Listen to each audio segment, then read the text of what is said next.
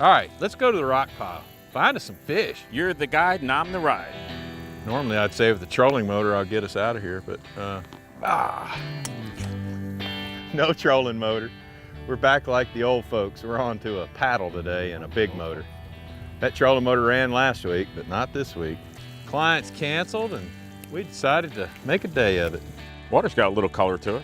Wanted to start out with a chartreuse and red or some kind of tube, but I've got the good old white minnow on this fly rod. See what we can't do. You're probably gonna have to be the sculler. I got it. Just to keep us out. Are you fishing that fly on a float? Is that what you're doing? Yeah, it holds it at a certain level. Like a strike zone type thing? Yeah, if I think the fish are at 3 feet, I'll put the float, 2.5 feet up. And you know how crappie are, they'll come up for something. Are you waiting for that float to go down or are you just waiting? It twitches, the float. Now when I say elevate, it doesn't come out of the water. Right.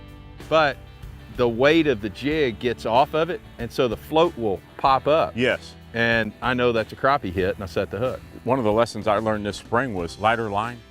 I'm throwing this jig on 4-pound test line. I used to never use that before. I would never go as low as a 4-pound test line. I was always throwing 6 or 8 because I was throwing around brush, and I just decided, heck, I'd rather lose a few jigs and catch more fish. I brought some Strike King crappie cranks to troll if they're still scattered and we need to troll for them. You mean skull for them? Yeah, well, at least we had the big motor. Glad we're not out on wind-blown Kentucky Lake today. If you cast this crank out over this deep structure.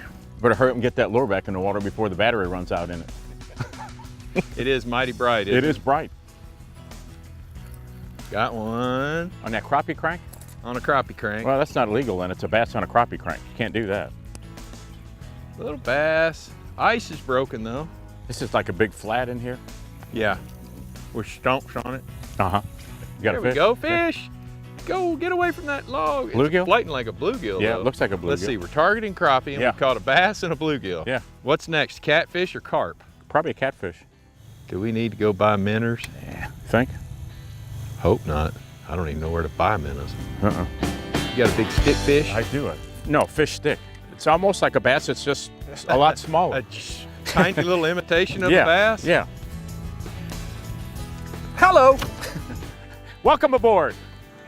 That's how you set a hook right there. I guess. I need my catcher's mitt next time. All right, Joey, I'm ready now. Here, hook another one.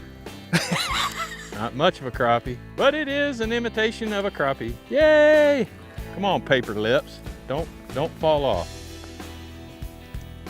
Joey, that thing barely ticked it. Just barely, huh? Whew. Boy, today has been fun, but it has been tough. I don't know, wind out of the east, that front's gone through. Sometimes you just have to understand, there's days that you're not going to beat the fish. Now, we've caught some fish, and we haven't been able to pattern anything to find a specific kind of structure that they're on or a depth that they're on. Sometimes, you learn just as much not catching fish as you do catching fish. Being fishing guide and a professional fisherman fishing together, you'd think that we could make something happen, but it doesn't always work that way. You cannot make it happen, but you can always make sure you have fun.